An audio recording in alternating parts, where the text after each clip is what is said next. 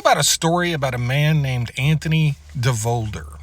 You see, Anthony was a man who ran a nonprofit organization called Friends of Pets United.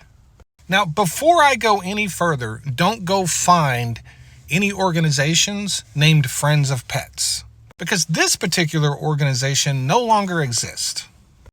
As a matter of fact, it never existed.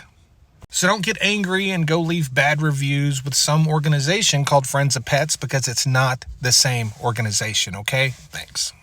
Anyway, Anthony Devolder and Friends of Pets United would raise money for people who needed help monetarily with sick pets. Now, one of those people was a gentleman named Richard Ostoff. Richard Ostoff was a U.S. Navy veteran who had a service dog, Sapphire. And Sapphire was in really bad shape and needed $3,000 worth of medical care. Mr. Ostoff's vet recommended Friends of Pets United to him and said, call these people, they will help you raise money for your dog's medical expenses. So he got a hold of Anthony Devolder, and they set up a GoFundMe page where they raised over $3,000 to help his service dog, Sapphire.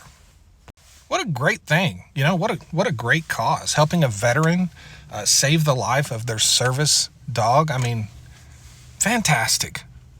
Now, the problem is Mr. Ostoff never got the $3,000. And that's because Friends of Pets United wasn't actually a nonprofit organization. And Anthony Devolder wasn't actually Anthony Devolder. Anthony Devolder was actually George Santos. And George Santos was scamming people.